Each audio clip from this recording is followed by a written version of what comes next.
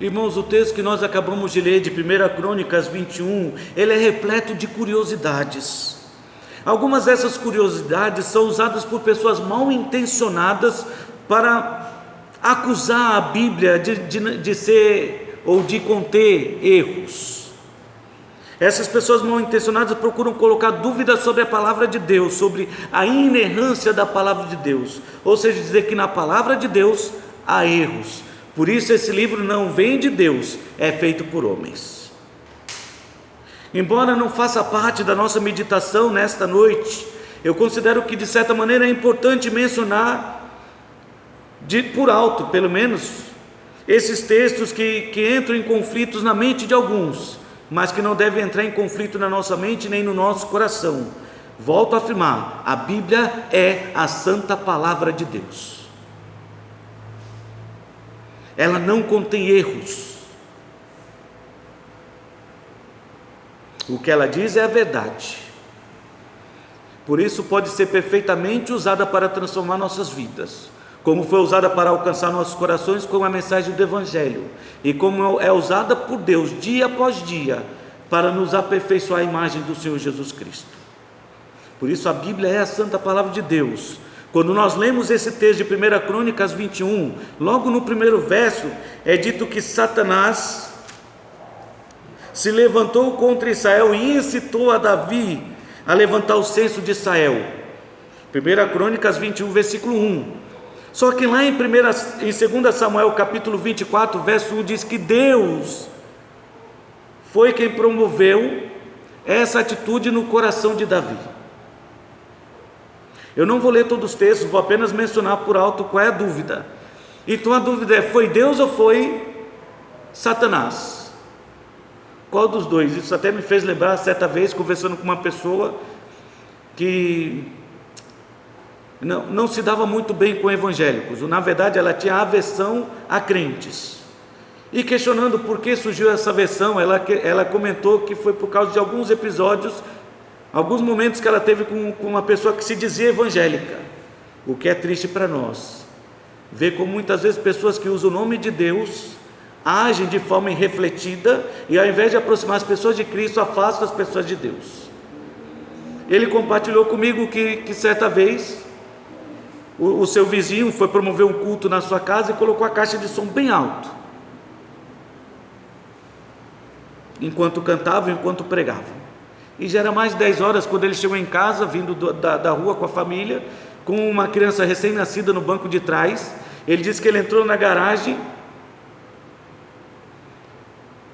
e, não sem falar nada, ele entrou dentro de casa, pegou o bebezinho no colo e colocou lá no quarto. Depois ele foi lá e chamou o vizinho e pediu: irmão, por favor, abaixa só um pouco o som, porque o meu bebê está dormindo.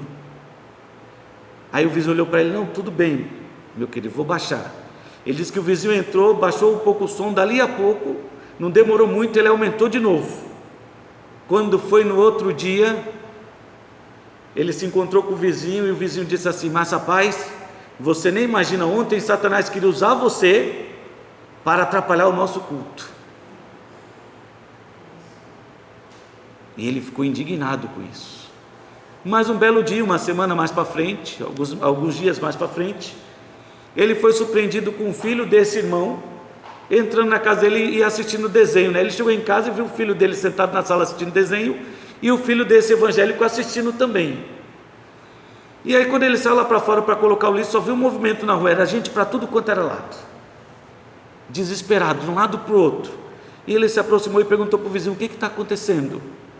Não, a gente está procurando meu filho, desesperado que ele sumiu. Ele falou: não se preocupe, o seu filho está lá em casa, está assistindo desenho com o meu. Aí esse evangélico olhou para ele e falou: rapaz, foi Deus que te usou para revelar onde é que está meu filho. E ele disse, depois disso ele colocou uma placa lá no portão da casa dele: se quiser ajudar, ajude, mas por favor decida, ou usado por Deus, ou usado pelo diabo.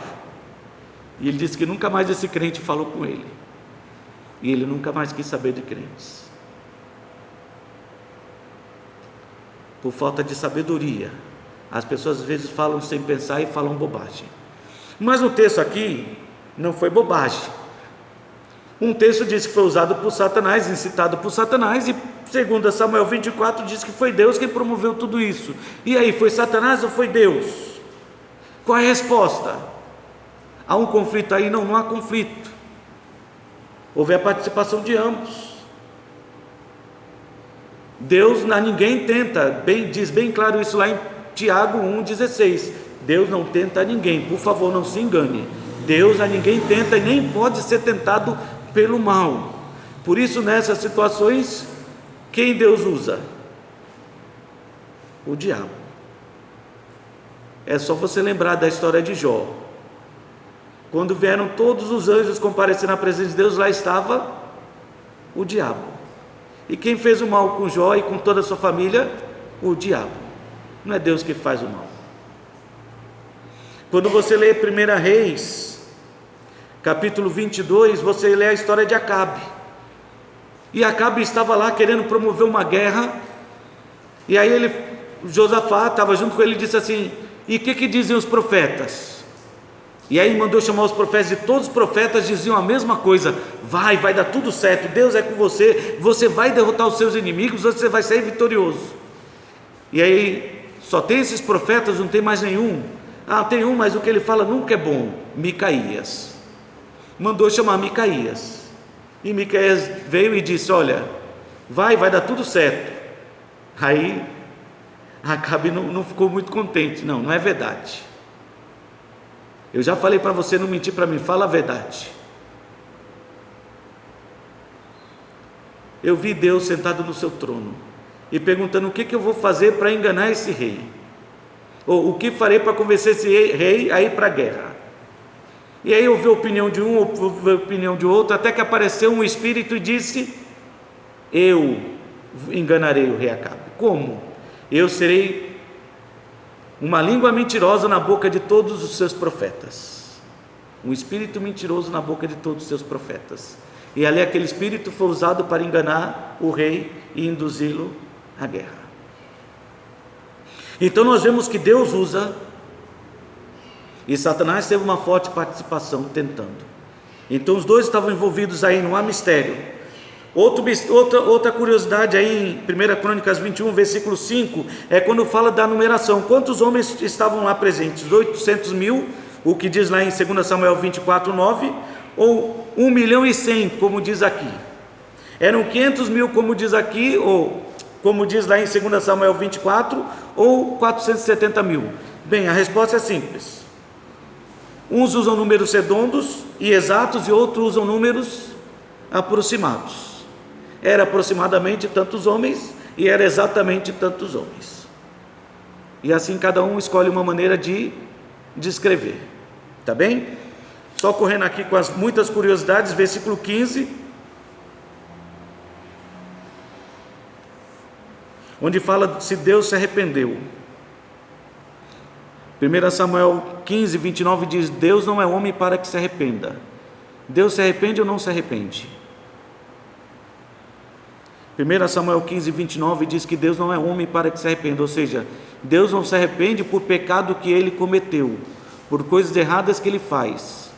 Isso não tem como Deus se arrepender, porque Deus não peca, certo? Agora Deus se arrependeu sim, porque ele ficou triste com tudo aquilo que estava acontecendo com o seu povo. O arrependimento aqui não é que Deus fez algo de errado e voltou atrás. É que Deus viu com grande tristeza o que estava acontecendo.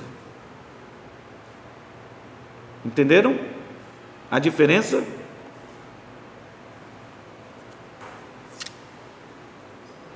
Outras alusões aí é para nomes, Ornã ou Araúna.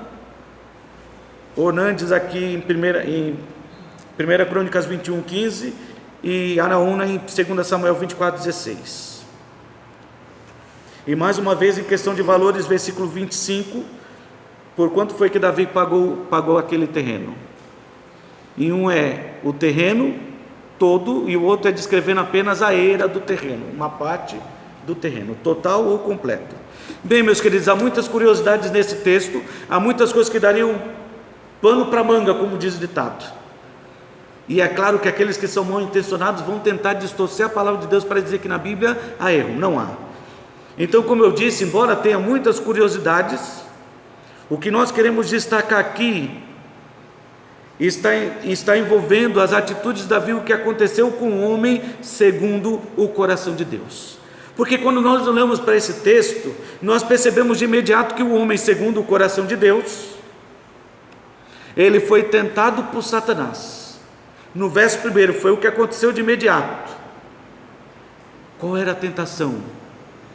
Irmãos, contar o povo não estava errado. A motivação que levou Davi a contar o povo, sim. A motivação, sim. Davi estava depositando na quantidade de homens que tinham do seu lado o sucesso da sua carreira militar. E por alguns instantes Davi se esqueceu que quem deu a vitória foi Deus, o Senhor. Nas nossas vidas, em muitas ocasiões, nós também somos tentados assim, como Davi foi. Somos tentados por Satanás a acreditar que temos capacidade de resolver as coisas, ou aquilo que nós temos para receber vai ser suficiente para pagar tudo. E quantas vezes nós fazemos planos com aquilo que pensamos que vamos receber, e aí estamos depositando a confiança naquilo que nem chegou na nossa mão, ao invés de confiar em Deus. E aí Deus nos dá uma dura lição. Temos a surpresa que aquilo que íamos receber não é suficiente para tudo. Então Davi, o homem segundo o coração de Deus, ele foi tentado, ele caiu no pecado, sim, o seu pecado trouxe consequências terríveis para ele e para todo o seu povo. Deus mandou Gade lá, o vidente Davi, lhe mandar notícia: escolhe Davi, agora você tem 3 opções. Diferente da história do gênio, não é? Que dá 3 pedidos para as pessoas, Deus deu 3 opções para Davi, e nenhuma delas era boa. 3 anos de fome, 3 meses sendo consumido pelos adversários em guerra, e por fim morrer no meio da batalha, ou 3 dias de peste. Qual é o melhor? Nenhum, não é? Terrível. Meus queridos, isso nos faz lembrar que o pecado traz grandes consequências, e consequências terríveis, que nós já aprendemos, afeta as nossas vidas e afeta a vida das pessoas que estão ao nosso redor também. Então não se iluda, o mal nunca é só para você, ela também afeta os outros. E por causa do pecado de Davi, o texto descreve aí, do versículo 14 até o versículo 27, que muitos pagaram, até o versículo 14, muitos pagaram pelo seu erro. Versículo 14 diz assim: Davi fez uma escolha, ele escolheu a peste, ele falou: é melhor ficar na mão do Senhor, que não seja nem a fome, nem sejam meus inimigos, que seja a peste que Deus vai mandar. Em vez de 3 anos de fome, em vez de 3 meses de guerra, é melhor 3 dias de peste, né? Que Deus é misericordioso. Mas por causa da peste, versículo 14 diz assim: então enviou o Senhor a peste a Israel, e caíram de Israel 70.000 homens. Davi não estava confiando nos homens, os homens que faziam parte do seu exército, que tornavam o seu exército tão poderoso aos seus olhos. Por causa da peste morreram 70.000.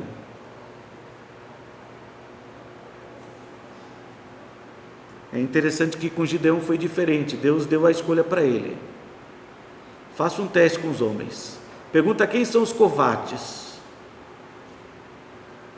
e do 10.000, uma leva enorme voltou para casa. Faça outro teste, leve para beber água, e por fim ficou apenas 300. Quantos morreram? Nenhum. Porque ele deixou na mão de Deus. Davi fez a escolha de contar e confiar no seu exército, e como consequência do seu ato pecaminoso, 70.000 morreram de peste.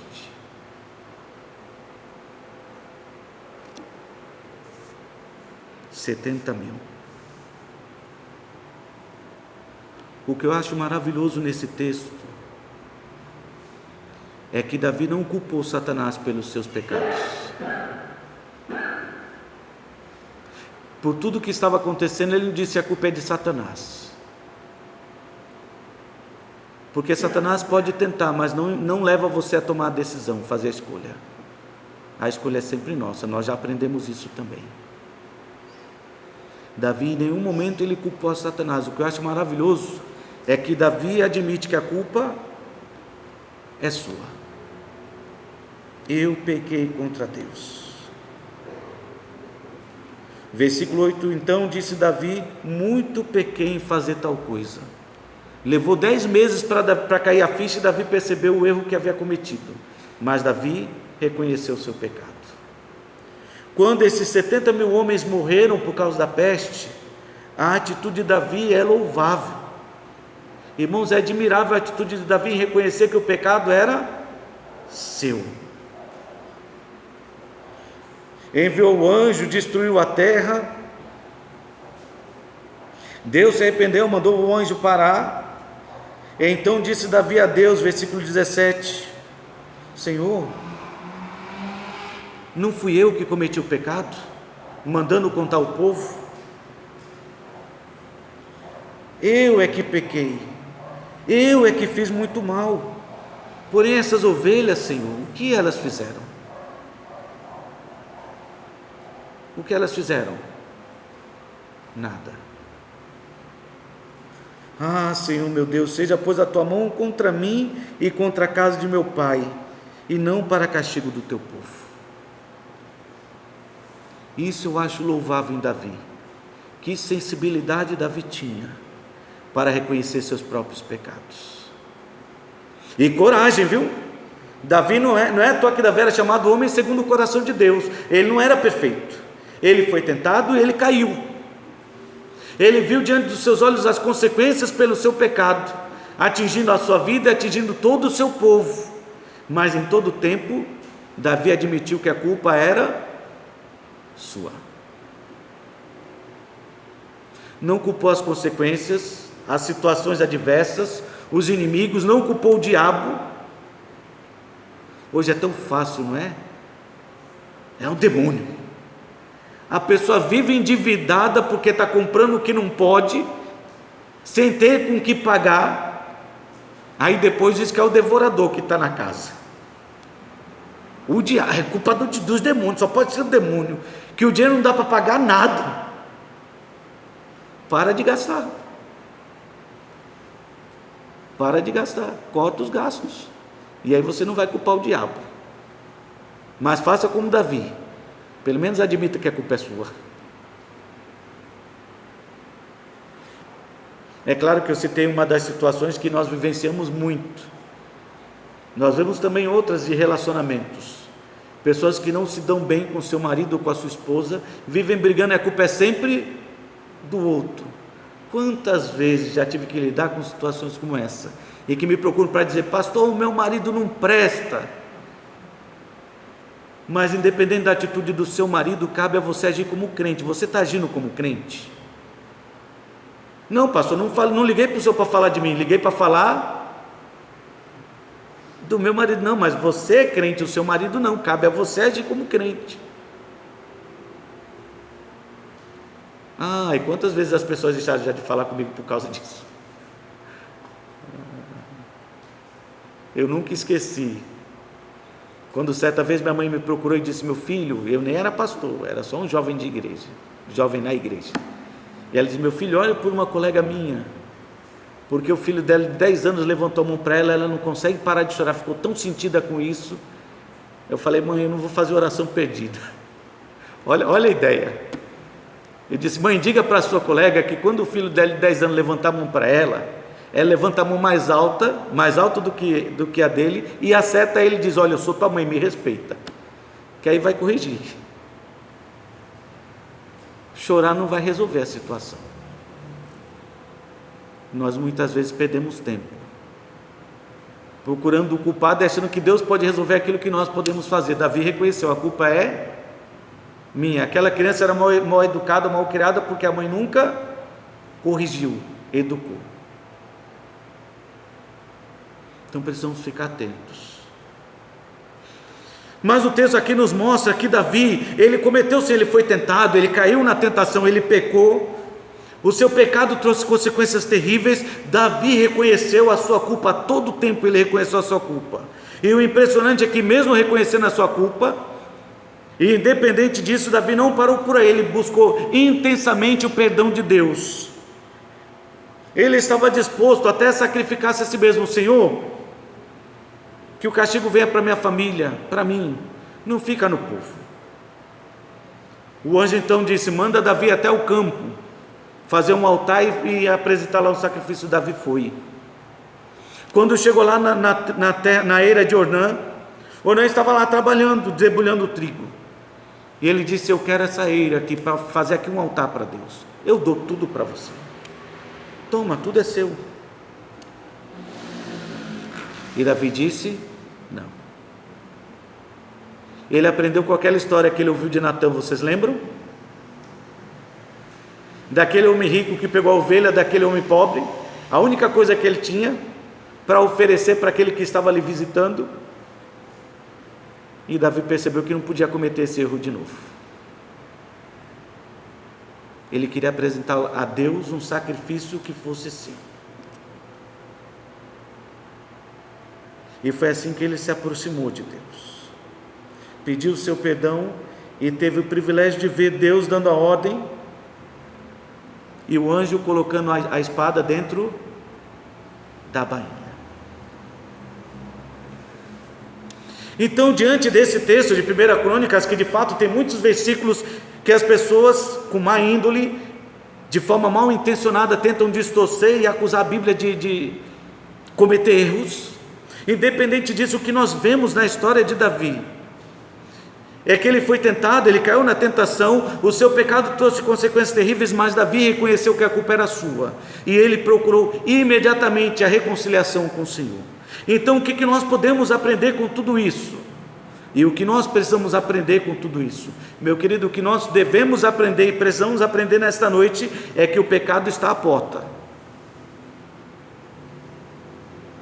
Foi exatamente o que Deus disse para Caim: Caim, se procederes bem, não é certo que serás aceito, mas se procederes mal, presta atenção, o pecado jaz à porta, o seu desejo será contra ti, mas cabe a ti dominá-lo.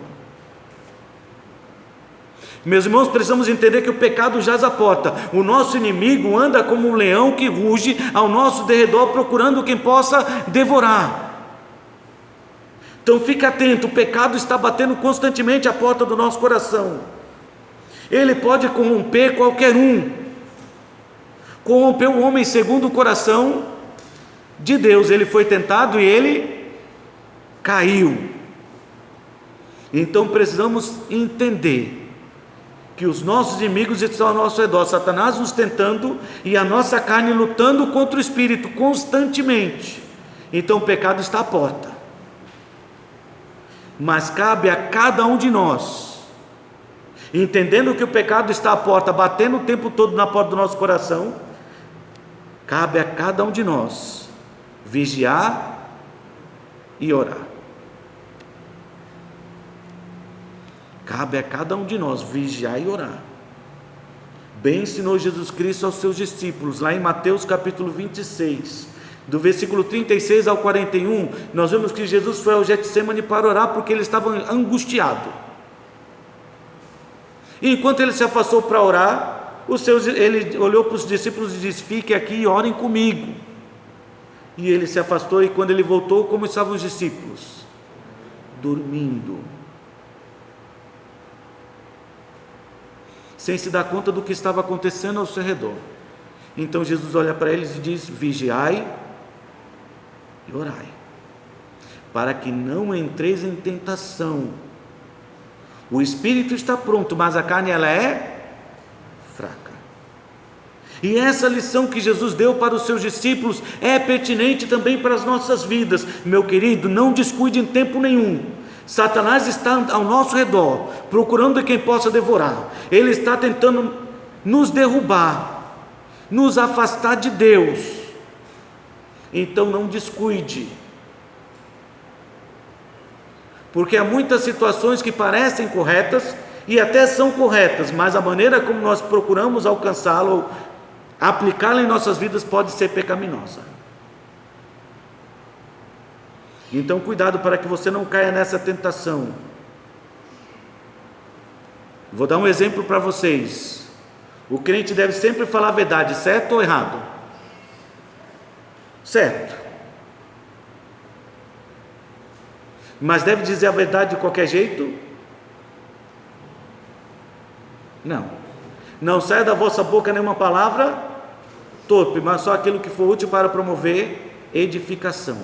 Por que eu citei isso? Porque muitas vezes o crente é tentado a dizer a verdade, mas é tentado a dizer a verdade de forma errada, de forma ofensiva, dura,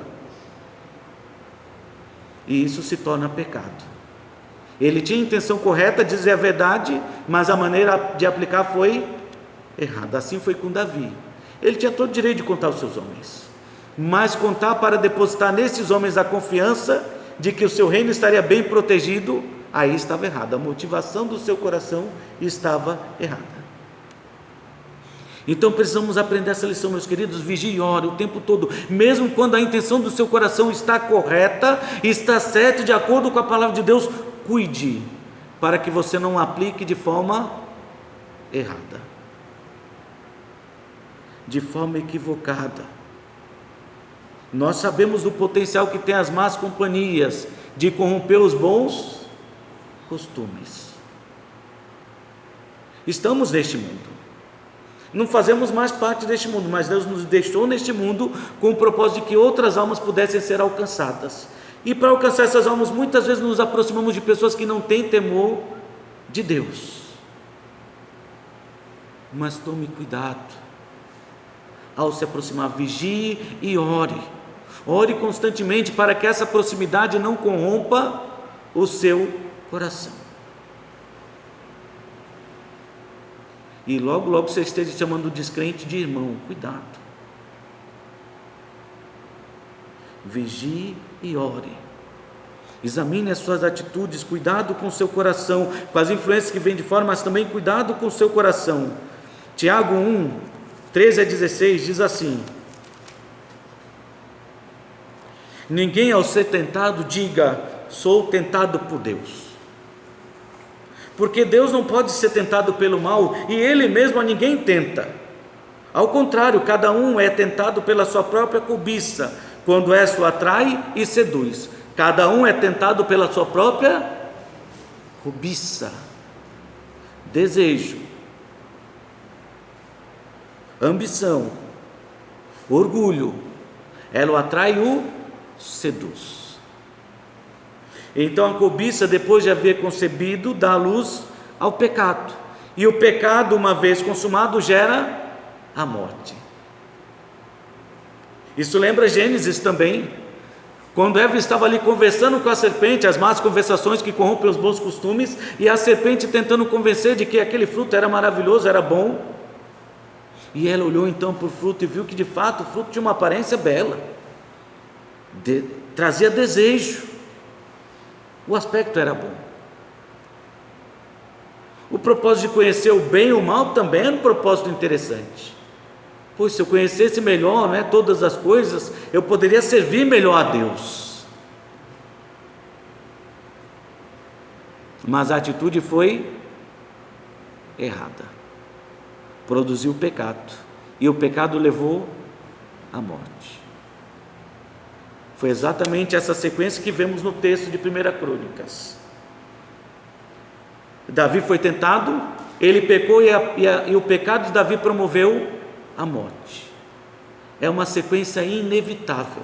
Então cuide, vigie e ore. Diante de tudo aquilo que temos visto na vida de Davi, do seu exemplo, precisamos entender que o pecado está à porta, batendo a porta do nosso coração. Portanto, precisamos, cada um de nós, e compete a cada um de nós vigiar e orar, compete a cada um de nós reconhecer seus próprios erros, em vez de estar procurando um culpado. O texto diz que cada um é tentado pela sua própria cobiça. Cada um é tentado pela sua própria cobiça. A atitude vem do seu coração. Não vos enganeis, de Deus não se zomba. Aquilo que o homem semear, certamente ceifará. Gálatas 6:7. E aí está dizendo que quem está semeando somos nós, porque o próprio texto de Gálatas capítulo 5 nos diz que a carne milita contra o espírito e o espírito contra a carne. Se nós andarmos em espírito, jamais satisfaremos os desejos da carne, mas se estivermos escolhendo andar na carne, então ai de nós, estamos perdidos. Os frutos serão terríveis e vamos colher as consequências, mas quando as consequências vierem, não procure um culpado, a culpa é sua. Nós só colhemos aquilo que nós plantamos, nós não colhemos o que o outro plantou. Ninguém responde pelos erros dos outros, cada um dará conta diante de Deus pelos seus próprios pecados, assim diz a palavra de Deus, e Davi sabia disso. Por isso Davi achou que não seria justo o povo ser castigado pelos pecados que ele cometeu. Então, olhando para a atitude de Davi, cabe a cada um de nós seguir o seu exemplo, reconhecer os seus próprios erros, os nossos próprios pecados, ao invés de procurar um culpado. Como diz bem sabiamente a palavra de Deus em 1 João, capítulo 1, versículo 8: se dissermos que não temos pecado nenhum, a nós mesmos nos enganamos e a verdade não está em nós. Perdão, vou começar do versículo 5, eu quero que vocês entendam bem o contexto. Ora, a mensagem que da parte dele temos ouvido e vos anunciamos é esta: que Deus é luz e nele não há treva nenhuma. 1 João capítulo 1, versículo 5. Se dissermos que mantemos comunhão com ele e andamos nas trevas, mentimos e não praticamos a verdade. Deus é luz, meu querido. Se as suas atitudes não são luz no meio das trevas, então você está se enganando. O pecado está no seu coração e não é culpa de Deus. Porém, se andarmos na luz como ele está na luz, mantemos comunhão uns com os outros, e o sangue de Jesus, seu Filho, nos purifica de todo pecado. Se dissermos que não temos pecado nenhum, a nós mesmos nos enganamos, e a verdade não está em nós. Não se engane, o pecado está presente no seu coração, está dentro da sua vida, está batendo na porta do seu coração. Vigia e ora. Mas se você cair como Davi caiu, então faça como Davi, reconheça que a culpa é sua. Eu pequei, e eu estou colhendo exatamente aquilo que eu plantei. Não culpe Satanás, não culpe os demônios, não culpe o seu vizinho ou a sua vizinha. Eles podem nos tirar do sério? Podem, mas a Bíblia diz: irai-vos e não pequeis. Podemos até ficar irados com algumas situações, mas essa ira não deve nos levar ao próximo passo, ao pecado. Irai-vos e não pequei, não se põe o sol sobre a vossa ira, deixe a ira nas mãos de Deus, a vingança é minha, diz o Senhor. Então deixa na mão de Deus, não peque. Se confessarmos os nossos pecados, ele é fiel e justo para nos perdoar os pecados e nos purificar de todas as injustiças. Se dissermos que não temos cometido pecado, fazemos-lo mentiroso e a sua palavra não está em nós. Se você pecou, a situação está ruim, reconheça que a culpa é sua. O pecado está batendo na porta. Se você abriu, ele só entrou na sua vida porque você abriu a porta. Você convidou para entrar.